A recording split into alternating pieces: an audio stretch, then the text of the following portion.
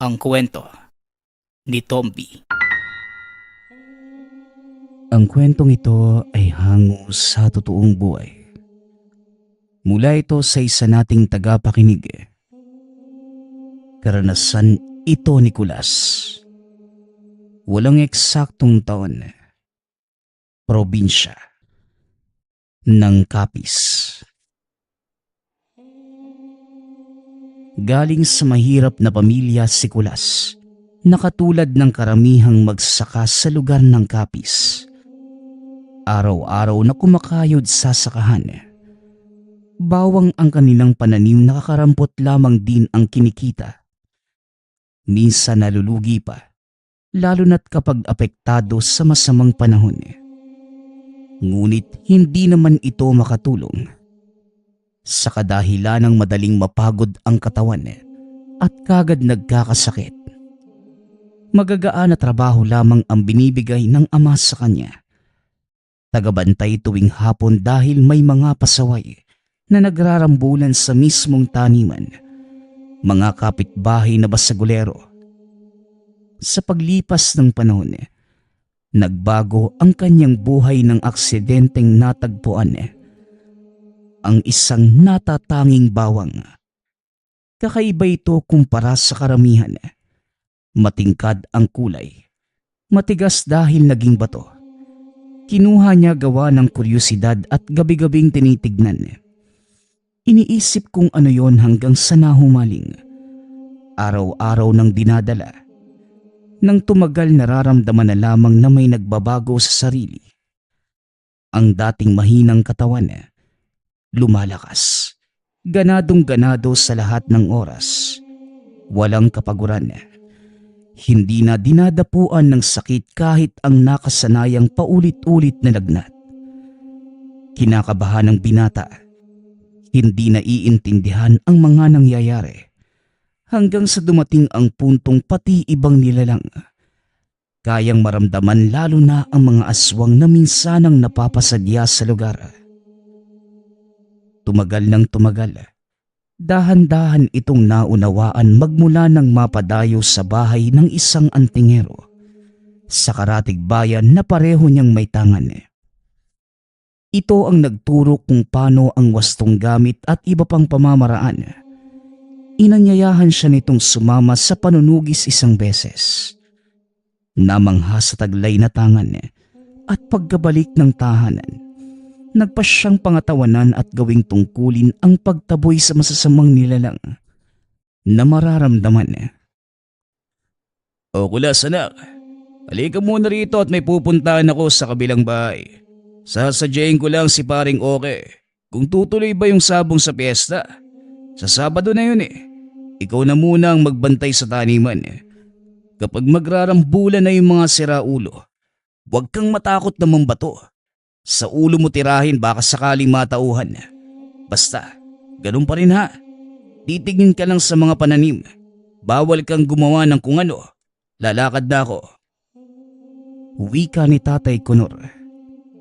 Walang reklamong sumunod si Kulas sa utos ng ama. Sa katunayan, nais na nitong aminin na kaya nang gumawa ng mabigat na bagay. Ngunit sa takot na baka kung anong sabihin, sinarili na lamang muna. Umaasa na balang araw magkaroon ng lakas ng loob para maipagtapat. Kagaya ng nakasanayan, nagbitbit ito ng upuan at nagpunta sa gitna ng taniman. Doon naupo habang patingin-tingin sa paligid. Dala-dala rin ang tirador at supot ng bato, panlaban at pangtaboy sa mga pasaway. Tao man o hayop, katulad ng aso. Payapa ang mga sumunod na sandali. Hanggang sa unti-unti nang nadinig ang rambulan ng mga kabataan. Nauso ang basag ulo sa mga ito. Wagas din kung manggulo. Hindi sinasanto ang kung sino kahit sitahin pa ng mga tanod. Lumalaban kahit magkanda dugo-dugo na ang katawan sa pisikalan. Hindi sila titigil. Nang dumating sa taniman ang gulo, dali-dali itong tumayo at nagsimulang manita. Ngunit baliwala lamang dahil ayaw pakinggan. Isa-isang naapakan ang mga pananim hanggang sa malaking bahagi na ang nawasak. Dahil hindi na madala sa sita at pambabato. Nang masagad ang pasensya ni Kulas, lumapit ito at pinaghagis. Gulat silang lahat na nakatingin dahil pasimpleng dinampot ang bawat isa sabay balibag na parang maliliit na bato. Ano, ang lawak ng patag doon sa unahan. May bundok at gubat na pwede niyong maging labanan. Pero pinipili talaga rito sa sakahan. Ang kakapal ng mukha niyo. Umalis na kayo. At wag na wag kayong babalik dito. Isa. Dalawa. Dahil sa galit na ipinakita ni Kulas, nataranta ang mga kabataan at tumakbo. Bumuntong hininga na lamang ang binata upang pakalmahin ang sarili. Kagad ding napalingon upang malaman kung may ibang nakakita sa kanya, maliban sa mga bata. Inasikaso pagkatapos ang mga pananim na natumba. Ginawa ng paraan para mapakinabangan pa. Ilang sandali ang lumipas, dumating ang ama. Dali-daling lumapit at pinagsabihan ang binata. Anak, ano ba yan? Ang sabi ko wag ka nang mangialam. Magbantay ka lang. Ako na riyan. Maupo ka lamang doon. Wika ni Tatay Conor. Biglang kinabahan ng binata sa ideya na baka alam na nito ang nangyari kanina, lalo na ang ginawa. Tay, nagkarambulan po kasi ulit. Nawasak po yung mga pananim . Sinubukan kong ayusin para mapakinabangan pa. Kanina po kasi mas lumala sila . Dumarami yung kabataang kasali. Taga-ibang lugar yata, Tay. Wika ni Kulas. Taga-kabilang barangay ang iilan. May kasamang mga taga-Karatig Bayan. Ito talagang mga kabataan ngayon . Walang ibang inatupag kundi pakikipagbasag ulo. Nagmamadali ako sa pag-uwi para maabutan. Wala na pala. Papaluin ko sana sila isa-isa . Ikaw ba na? Nasaktan ka nila? Tugon ni Tatay Conor. Hindi naman po. Siya nga po pala, Tay. Kakarating mo lang ba o kanina pa? Baka kasi nakita mo yung nangyari kanina. Kakasabi ko lang na wala akong naabutan . Nabibingi ka na yata . Basta sa susunod, huwag mo nang galawin yung mga pananim na nasira sa rambulan.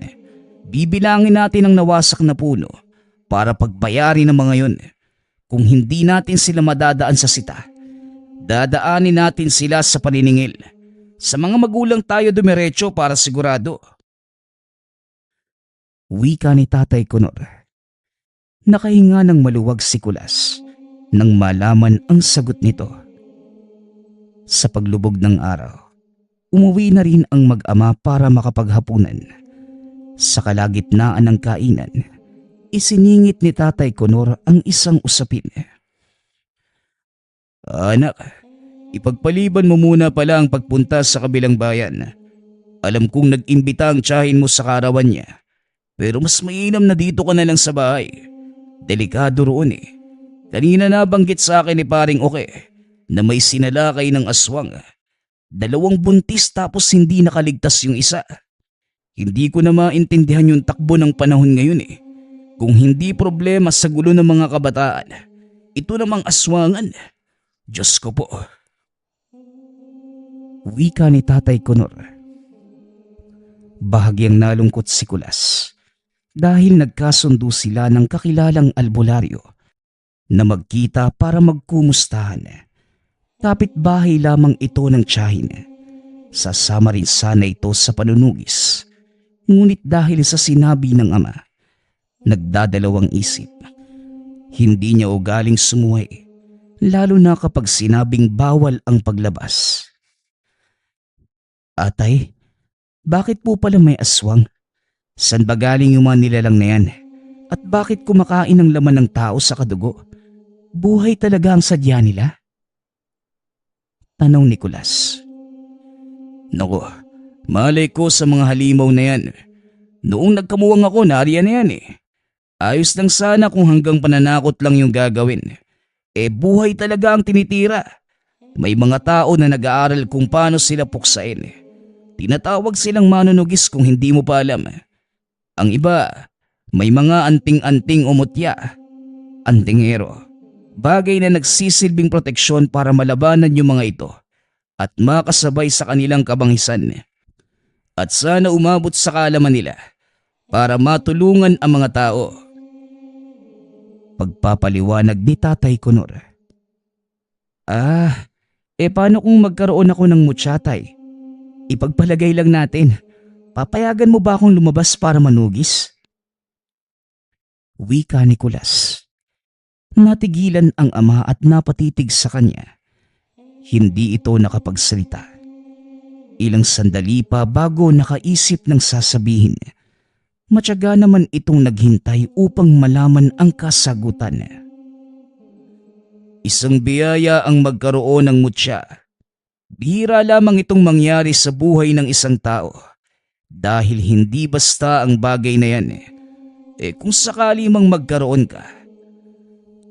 Napabuntong hininga muna ito bago nagpatuloy. Di magpapasalamat ako sa kalikasan dahil binigyan ka. Pero hindi ako makakapayag na manugis ka.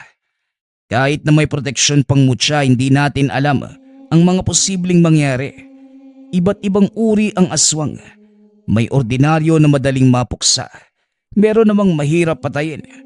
Bumabaliktad pa kung minsan at mapapatay ang nanunugis. Di ba tay, dapat po pangatawanan yung pagkakaroon nito? Paano kung pinili ka ng mutya? Isasawalang bahala mo na lang po ba dahil sa takot? Kung makatanong ka parang meron na. Nako, wag na tayong mangarap. Maganda ang magkaroon pero seryosong tungkulin eh. Hindi pwedeng sa maiksing panahon lang. Panghabang buhay na yan. O tapusin mo na muna yung pagkain. Lalabas lang ako. Pag-uusap ng mag-ama. Tumangulang si Kulas bilang pagtugon. Napapaisip sa sinabi ng ama. Malinaw na hindi ito sasang-ayon sa pagkakaroon niya ng mutya. Ngunit ayaw ring pakawala ng tungkuling nagbibigay ng lakas at nagligtas sa mga karamdaman. Maiintindihan mo naman siguro tayo, no? Ipapaliwanag ko rin balang araw. Patawad din kung itatago ko ito ngayon. Bulong sa sarili habang nakatitig sa ama na nagsisindi ng sulo sa labas. Lumabas ito at tumulong. Pinapasok na rin ang tahanan makalipas ang ilang sandali. Samantala, nanatili si Tatay Kunor para magbantay. Dahil paminsan-minsan, may mga siraulong nagnanakaw ng mga pananim. Hindi ito makatulog. Naiisip ang ama na nasa labas. Dinudungaw niya sa bintana para malaman kung ano ang ginagawa. Nasa tabi lamang ito. Nakaupo habang inaatupag ang pagbabantay. Ganoon ang sitwasyon sa lumipas na mga oras. Ngunit biglang nagbago ang lahat nang sumapit ang madaling araw. Papasok na sana ng mga sandaling yon si Tatay Kunor. Ngunit natigilan nang madinig ang ingay ng pag-angil sa dulo ng taniman. Pati si Kulas, naagaw ang pansin. Nagmamadali itong lumabas upang hilahin palayo ang ama. Dahil ang ingay na yon, sigurado itong nagmumula sa isang aswang. Anak, pumasok ka muna sa loob. Sa tingin ko mabangis na hayop ito. Doon ka lang sa loob. Ako na ang bahalang humarap sa lintik na ito. Wika ni Tatay Kunor. Dali-daling sinindihan ang iba pang sulo sa bakuran, sabay hugot ng itak. Hindi tay, kayo po ang pumasok. Ako na ang bahala sa aswang na yan. Wika ni Kulas, na labis na ikinagulat ng ama. Oh, ano naman ang gagawin mo? Titirahin mo ng tirador. Anak, hindi tatablan ng bato ang ganyang nilalang. Pumasok ka. Ako narito. Wika ni Tatay Conor. Ngunit hindi nakinig si Kulas. Sinamahan ang ama kahit ilang beses na itong pinagsabihan. Kumuha ito ng sariling itak at hinintay ang paglapit ng hindi pa nakikitang nilalang. Mas lumalakas ang mga pag-angil. Ang mayayabong na talahib sa dulo ay nahahawi, na para bang nagwawala doon ang halimaw. Lumapit sila at nakita ang isang nilalang. Duguan, maraming sugat sa katawan at malala ang lagay.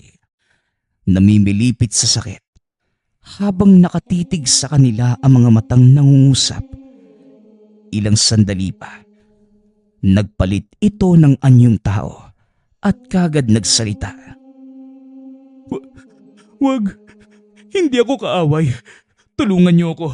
Tinutugis ako ng aking mga kalahi. Pakiusap, tulungan niyo ako. Wika ng lalaki. Tulong?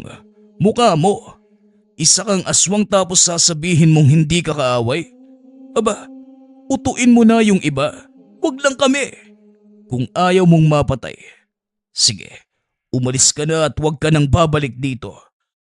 Oh, ano pang iniintay mo? Lumakad ka na bago ko pa maisipang tagain ka. Tugon ni Tatay Conor. Hindi ako pwedeng umalis. Wala na akong mapupuntahan. Hinabol ako ng aking mga kalahi. Kailangan ko po ng tulong. Tulungan niyo naman ako. Bakit ka naman hinahabol? Katulad ka lang din naman nila. Teka, sinusubukan mo ba kaming linlangin para mabiktima?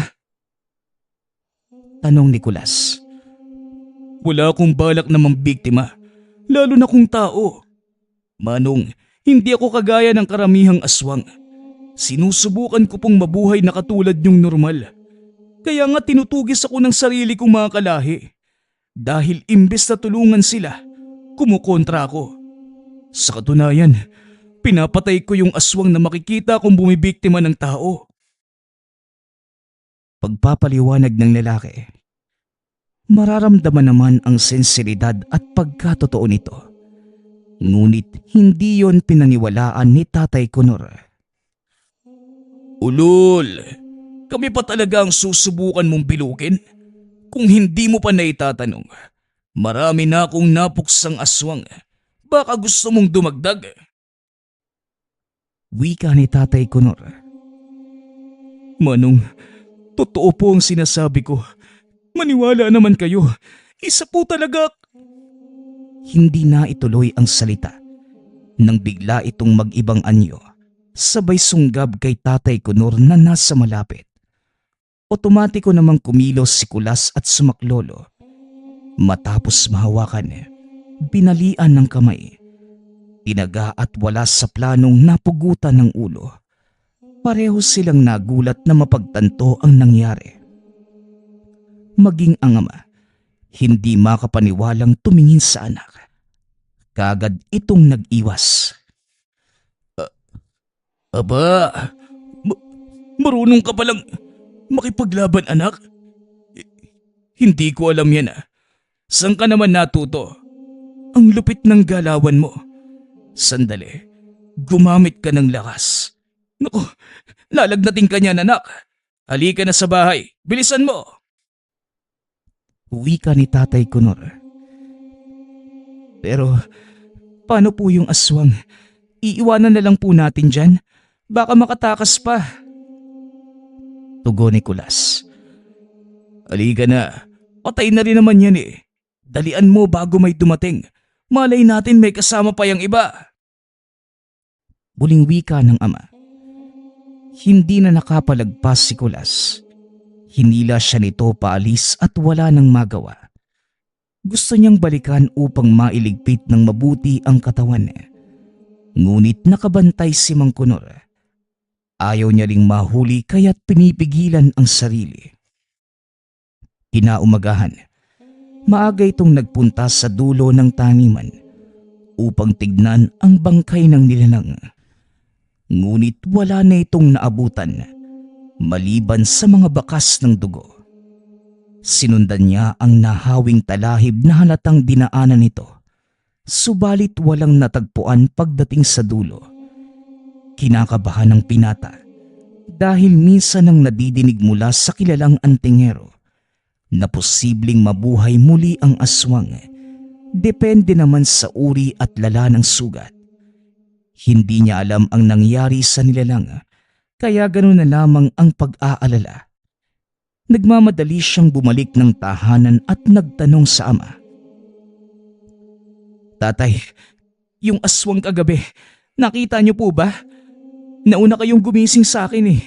Hindi na natin yung ginalaw kagabi. Pero wala na po ito roon. May alam po ba kayo? Nagmamadaling tanong ni Kulas. Maaga akong nagising pero hindi pa ako pumupunta doon Bakit? Nawala ba? Paano naman makakaalis yun? Patay na, di ba? Pinugutan mo na ng ulo. Tugon ni Tatay Kunor. Yun na nga po, tay.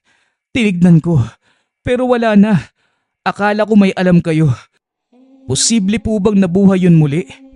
Nangyayari naman po yung ganun, hindi ba? Wala akong ideya sa ganyan, anak. Isa lang naman akong hamak na tagasaka ng bawang Pero paano mo nasabi na mabubuhay muli yun? Pinutol mo na nga yung ulo. Tinaga mo pa ng paulit-ulit. Nadinig ko lang sa matatanda noong nagpunta ako kina Tiya. Marami doong mga tao na maalam sa ganitong bagay. Napapag-usapan nila yung aswang. Nakinig lang ako. Kung ganun, lagot na. Paano nga kung nabuhay yun? Paniguradong nagpapagaling. Tapos darating ang araw na babalikan tayo. Ito na nga bang sinasabi ko Sana pala hindi na ako nagmagaling. Kung pumasok na lang ako ng bahay kagabi, di hindi umabot sa ganito. Minsan talaga ang sarap kutungan ng sarili ko no? Pati tuloy ikaw madadamay. Tatay, wag po kayong mag-alala. Kung sakaling magkatotoo ang sinabi nyo, sagot ko po ito. Ako ang bahalang pumuksa sa aswang na yan. Kahit ilan pa sila sa harapan ko. Pag-uusap ng mag-ama. Hindi makapaniwalang napatitig ang ama sa kanya. Nahampas pa ito. Aba, kung makasabi parang may kapangyarihan Hoy Kulas, ang aswang hindi yan basta-basta. Nakita mo naman yung nangyari kagabi. Mabuti nga nakialam ang Diyos at sinaniban ka ng anghel. Ayun, ligtas tayo. Wika ni Tatay Kunor. Natawa naman si Kulas sa sinabi ng ama. Hindi na lamang dinugtungan pa ang usapan. Nang mga sumunod na sandali, naging abala ito sa gawaing bahay. Habang si Tatay Kunor naman nasa taniman pinuputol ang mga talahib na may bakas ng aswang, maging ang mga yapak sa lupa. Tinabunan upang walang magduda. Umiiwas lamang ito sa posibleng isipin ng mga kabaryo. Mahirap magpaliwanag sa mga taong hindi marunong makinig at mga ugaling mas pipiliin ang sariling paniniwala. Isa pa, wala na ang nilalang sa lugar. Pagkatapos, inasikaso ang pagbilang sa mga pananim na nasira noong nagkarambulan. Magkasama silang nagpunta sa kabilang bayan upang puntahan ang mga batang sangkot. May dalawang nakilala si Tatay Kunor dahil suki niya ng bawang ang mga magulang. Habang inaayos ng ama ang problema, minabuti ni Kulas na maglakad-lakad sa paligid. Naghahanap na mapaglilibangan upang hindi maburyo kahihintay. Sa pagbaybay ng daan, nagkasalubong sila ng kakilala niyang antingero. Mang Berto, kumusta po? Ako po ito si Kulas. Mabuti naman po nagkasalubong tayo. May gusto kong itanong tungkol sa aswang Wika ni Kulas. Biglang naging seryoso ang titig ng antingero. Lumapit sa kanya at nagtanong rin. Hindi mo man sabihin sa akin, naaamoy ko ang nangyari Sinalakay ka ng aswang, tama ba? Sariwa pa ang amoy. Nakakasulasok ang kumapit sa'yo. Wika ng kakilalang antingero na tawagin na lang natin sa pangalang Berto. Hindi pa po kasi ako nakakaligo. Sa pagmamadali at maraming iniisip, nakalimutan ko yung personal na gawain. Pero talaga po bang naaamoy pa ninyo yung samyo ng aswang sa akin? Ilang oras na po yung lumipas. Kagabi pa kami nagkasagupa. Tugon ni Kulas. Malakas ang kapit ng amoy. Lalo na kapag nahawakan mo. Magsabi ka, ano bang nangyari? Mang Berto, kinalaban po namin ni tatay pero hindi naasikaso yung katawan. Natatakot po kasi ako na malaman niyang meron akong tangan eh. Tutol po siya ron. Gusto ko mang iligpit katulad ng ginagawa niyo noong isang beses akong sumama sa panunugis. Pero hindi nangyari. Binalikan ko po kaninang umaga pero wala na. Masasabi niyo po bang nabuhay yung kahit napugutan ng ulo? Wika ni Kulas. Nakahinga ng maluwag ang antingero. Binigyan siya ng tapik sa balikat. Huwag kang mag-alala. Hindi na yon mabubuhay. Napugutan mo na pala ng ulo. Ang aswang na may kakayahang mabuhay ay iilang lahi lamang. At kapag nagtamo ng sugat sa katawan, hindi kong napugutan ng ulo o nahati. Sa tingin ko, kinuha ng kasama ang bangkay kaya hindi mo na nakita. Mabuti ang ginawa mo, Kulas. Biruin mo, baguhan ka pa lang pero may naiaambag ka na sa tungkulin natin bilang manunugis. Mas masaya po kapag pinayagan ako ni Tatay Kunor. Kapag po kasi ganito, itinatago ko. Limitado lang yung bawat pagkilos. Balang araw naman po, sasabihin ko rin sa kanya at sana sa pagkakataong yun, sasang-ayon na siya. Ipinagdarasal ko na payagan kanya. Paano kung sumuway ka muna? Mamayang gabi, may tutugisin akong aswang. Ito yung pabalik-balik sa lugar namin. 3 beses na. Nadali pa yung mga buntis. Tapos nakita ko rin doon sa kabilang barangay kanina lang. Hindi ko nahuli.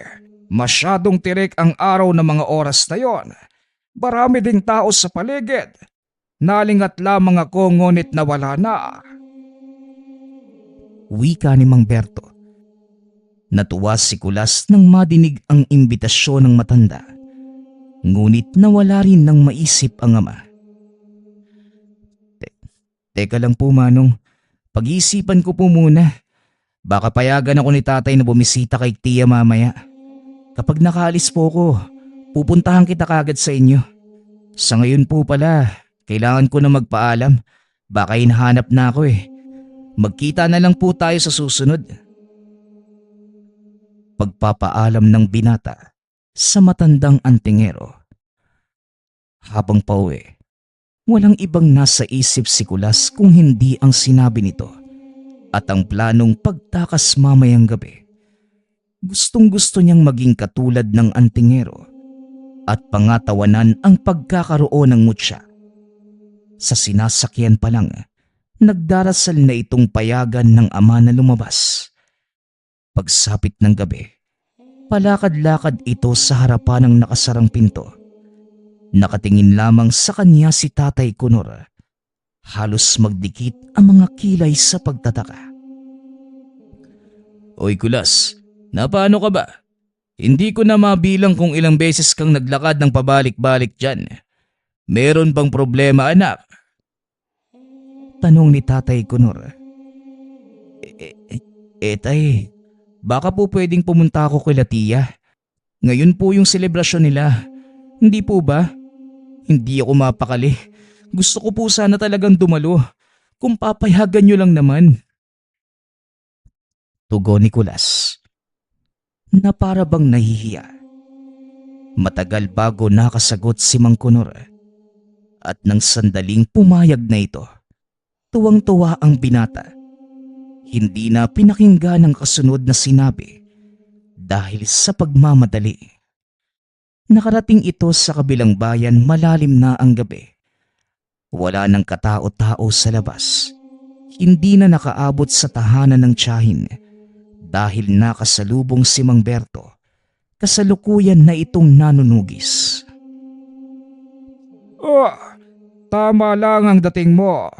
Nakita ko na yung aswang, pero mabilis akong natatakasan. Kilala na niya ako eh. Ganito, tulungan mo kong mahuli siya. Lumapit ka sa kanya at tignan natin ang mangyayari. Wika ni Mang Berto. Hindi niya maintindihan ang punto ng matanda. Ngunit sumunod pa rin. Kahit naguguluhan sa anong gagawin, nilapitan nito ang kinalalagyan ng isang ali. Nakaupo ito malapit sa tambakan ng basura. Kagad ngumiti nang makita siya. Tulong iho, may pagkain ka ba riyan? Kanina pa ako nagugutom, kahit kaunti lang sana. Wika ng ali. Lumingon ito sa kinatatayuan ni Mang Berto kanina. Ngunit wala na.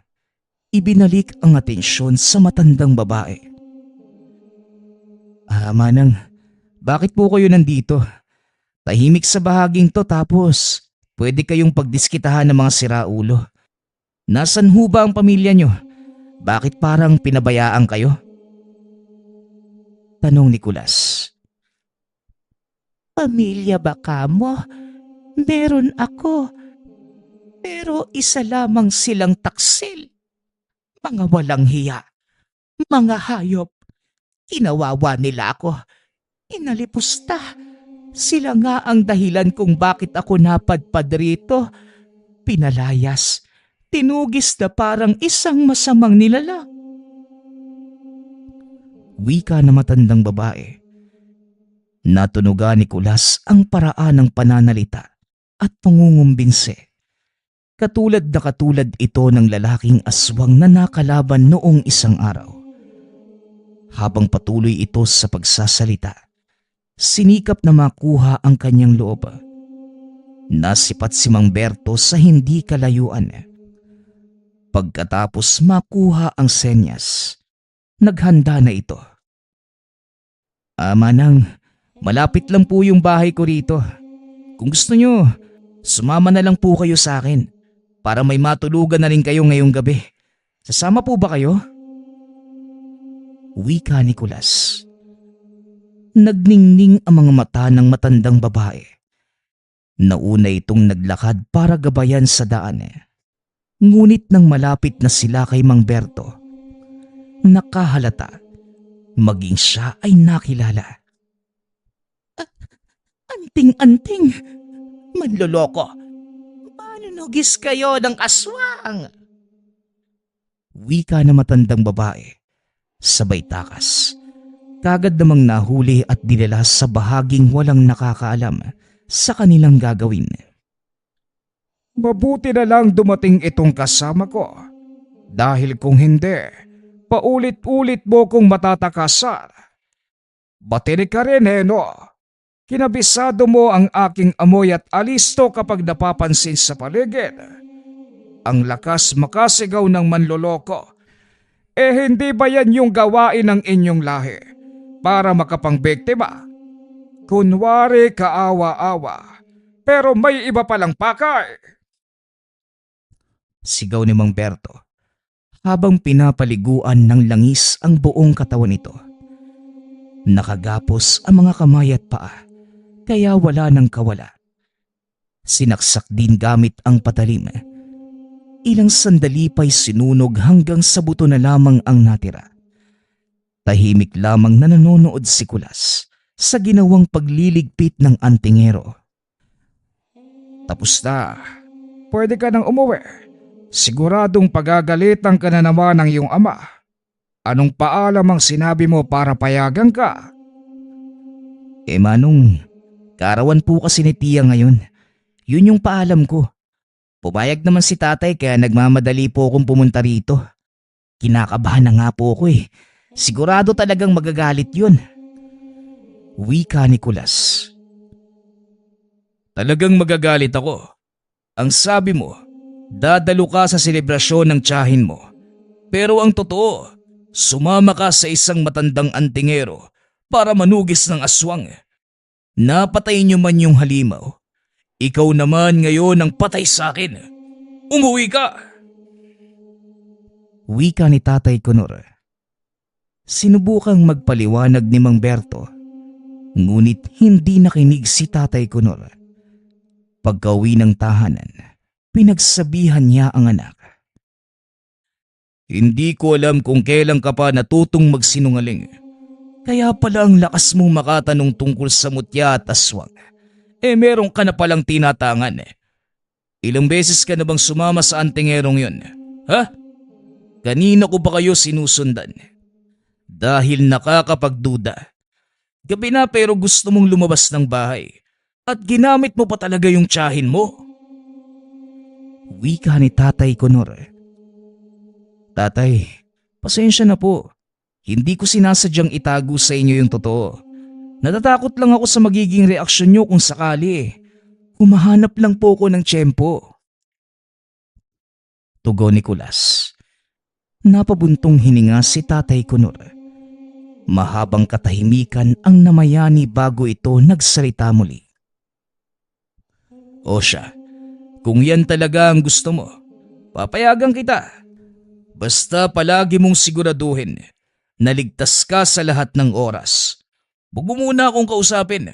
Masama pa yung loob ko sa ginawa mong pagtatago. Wika ni Tatay Kunor. Natuwa si Kulas dahil sa wakas pumayag na ang ama. Ilang araw pa niya itong sinuyo para magkaayos muli. Galak din ang nararamdaman ni Mang Berto at hindi binigo ang binata.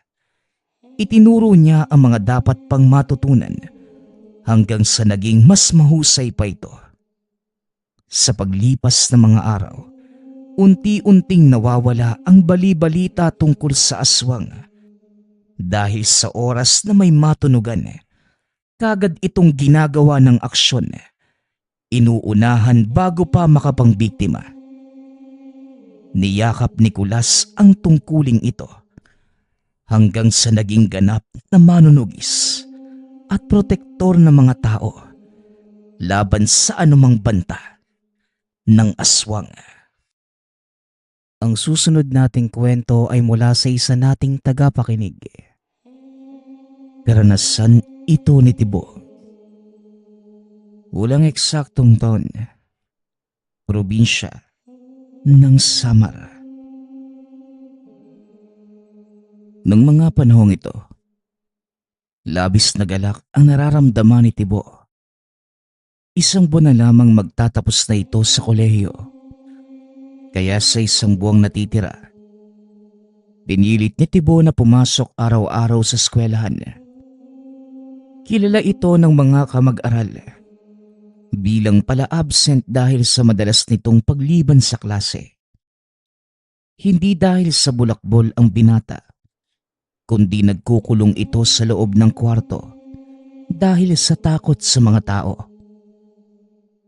6:00 ng umaga, palabas pa lamang sana ng pinto at papasok ng eskwelahan nang madinig niyang humahagulgol ang ina. Kaagad namang natanong ni Tibo kung ano ang nangyari. Ang tiyo Mario mo, patay na. Hindi na kinaya ang sakit sa baga. Wika ni Nanay Marta. Dahil dito, nakaramdam din ng lungkot ang binata. Si Tiyo Mario ang nagsilbing tagapangalaga niya ng mga panahon na nangingibang bansa pa ang ina. At sa katunayan, sa probinsya na lumaki si Tibo at 5 taon pa lamang ang nakalipas magmula nang umuwi ang ina at nagpa siyang manirahan sa Maynila. Kaya naman dali-dali itong sinamahan ng ina sa eskwelahan. para ipagpaalam ang pagliban sa klase. Gawa ng pupunta sila ng probinsya para makilamay sa kanilang kamag-anak. Kinabukasan, maagang umalis ang mag-ina dahil 14 na oras pa ang kanilang magiging biyahe papunta sa Bicol. Pagkababa naman nila, mag-aantay pa sila ng oras ng sasakyan papunta sa mismong bahay ng tiyuhin. Nang makarating ang mag-ina sa bahay ng yumao, sobrang lungkot ng kapaligiran. Matapos yun, umuwi muna ang mag-ina sa kanilang tinitirhan bago pumunta sa Maynila. Halos 5 bahay lamang naman ang pagitan mula sa bahay ng kapatid. Pagkabukas ni Tibo ng pinto, naabutan niya ang ama. Hinahasa ang kinakalawang nitong itak. Nagmano namang kagad siya rito. Mamaya, pupunta ako sa Maisan. Gusto mo bang sumama, anak? Wika ng ama. Kagad namang sumang-ayon si Tibo dahil matagal na itong hindi nakakapunta roon. Madalas kasing tumutulong si Tibo sa paggapas sa Maisan. 8:00 na ng gabi nang mag-umpisa silang maglakad papuntang Lamay. Kinakailangan nilang tumulong tuwing gabi sa pagluluto at paghahanda dahil mas maraming dumadalaw ng ganong oras. Wala ni isang ilaw sa kanilang nilalakaran. Puro nagtataas ang puno lamang ng niyog at samot-saring damo ang nasa paligid. Bago pa man makarating sa kalsada, kailangan muna nilang dumaan sa malawak na ilog. Nang papalapit na sa ilog, nakarinig sila ng napakalakas na ingay mula sa paniki. Sanay naman si Tibo sa tunog nito dahil bata pa lang. Nadidinig na niya ito at normal lamang, lalo na kung may mamamatay o may burol. Bigla na lamang nagsalita ang ama. Alam mo ba, anak, yang nadidinig mo ay hindi talaga galing sa mga paniki. Galing yan sa mga nilalang na hayok sa katawan ng taong namatay. Pero dayo lang naman ang mga yan at kadalasan, dyan sa ilog na yan sila tumatawid. Wika ng ama, sabay turo sa ilog. Nakaramdam ng takot si Tibo, kaya naman napahawak ito sa braso ng ama. Ngunit sinabihan naman siya nito na kumalma lamang dahil hindi naman sila gagambalain. Nang makarating sa Lamay ay napakaraming tao. Kaya naman, dali-dali silang tumulong sa pagluluto. Nalaman ni Tibo na tatagal ng 2 linggo ang burol ng tiyuhin. Normal lamang ito sa probinsya na mga panahong yun. 3:00 ng umaga nang tuluyang humupa ang mga tao. Kaya naman, sabay-sabay nang umuwi ang mga kamag-anak ni Tibo sa sariling mga tahanan. Dahil sa sobrang pagod, napasarap ang tulog ni Tibo at nagising ng 3:00 ng hapon. Pagbangon niya, siya na lamang mag-isa sa loob ng tahanan. Dahil sa biglaang pag-uwi nila sa probinsya, napagpasyahan ng binatang tapusin muna ang proyektong kailangan na ipapasa pagbalik sa eskwelahan. 8:00 ng gabi at abala pa rin sa pagtatapos ng proyekto. Bigla na lamang itong napatayo nang makarinig ng napakalakas na kalabog. Ayon sa kanya, galing ito sa bubong at sa taas ng mismong kinauupuan. Sa sobrang takot, mabilis itong tumakbo sa kusina para kumuha ng bawang at itak. Bata pa lamang siya, alam na niyang pangontra ang bawang at panakot naman ang itak sa mga umaaligid na aswang. Nanginginig man ang mga tuhod, buong tapang itong lumabas ng tahanan. Ikiniskis ng 1 beses ang dalang itak sa puno ng mangga na nasa loob ng bakuran. Tumingala siya sa bubong at kinilabutan sa nakita. Isang matandang lalaki na walang damit Nakasuot lamang ng bahag ng isang katutubong aita at normal na tao lamang ang itsura. Laking pagtataka ni Tibo na mga panahong yun kung paano napunta ang lalaki sa bubong. Napaka-imposibleng makaakyat dahil wala silang katabing tahanan, bakod o maging puno. May puno man sa bakuran ngunit malayo naman ito sa kanilang tahanan. Kaya naman, kagad niyang napagtanto na isa itong aswang. Ipinagpatuloy lamang ng binata ang pagkiskis ng itak sa puno ng mangga. At makailang minuto lamang, bumaba na ito sa bubong at tumakbo ng sobrang bilis. Biglang naglaho ang nilalang, kaya nagpasya na din si Tibo na dumiretso sa lamay. Habang naglalakad, ikinikiskis pa din niya ang itak sa bawat punong madaanan hanggang sa makarating sa bahay ng yumaong tiyuhin. Ni isang beses, hindi na ito lumingon sa likuran. Natatakot itong pag lumingon siya ay makikita niya muli ang nilalang na nakita niya kanina. Pagkaraan pa ng ilang araw, wala namang kakaibang nangyari sa lamay. Ngunit noong 12 araw na, nagpaalam muna ang ama na magagapas ng mga mais sapagkat yon ang nakatakdang araw sa pag-ani ng mga ito. Dagdag pa ng ama, ang ibang makukuha niya ay gagamitin sa disperas ng lamay. Voluntaryo namang sumama si Tibo dahil gusto niya muli itong maranasan. Hanggang sa makarating na sila sa maisan. Paglipas ng ilang sandali, madami silang nakuhang mais kaya sila natagalan sa lugar. 8:00 na ng gabi nang magsimula silang maglakad pa uwi. Mabagal lamang ang kanilang paglalakad dahil sa sako-sakong mais na dala. Hila-hila ng ama ang pang-araro ng kalabaw dahil doon niya inilagay ang ilang sako ng mais. Hindi naman sila nahirapan sa dilim ng daan sapagkat bilog ang buwan ng mga sandaling yun. Habang binabagtas ang daan na may napakaraming puno ng nyog, napatigil sa paglalakad si Tibo dahil sa bagat na nakita. Isang uri ng aswang na nagpapanggap bilang isang napakalaking hayop o kaya naman domestikong aso. Sinabihan naman ito ng ama na magpatuloy lamang sapagkat maraming bagat doon. Ngunit hindi naman nanggagambala, maliban na lamang kung masasaktan. Kinaumagahan, bisperas ng lamay kaya abalang-abala ang lahat. Nang gabing yun, nakatoka si Tibo sa pagkuha ng mga dahon ng bayabas para gamiting kinabukasan. Dahil pagkatapos ng libing, kinakailangan nilang magpagpag at maghugas ng kamay gamit ang pinakuloang bayabas. Matapos makolekta ang mga dahon, dinala niya na ito sa kusina. Habang hinuhugasan, may napansin siya na lalaking dumaan. May dalang itim na sako, ngunit hindi naman niya ito pinansin dahil sa pag-aakalang tutulong lamang din ito sa pagluluto.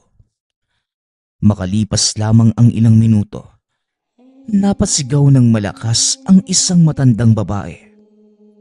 Ang matandang ito ay isang sikat na albularyo sa lugar at maswerte silang makita ito habang nakikilamay. Ayon sa matanda, nakatulog ang nagbabantay sa patay.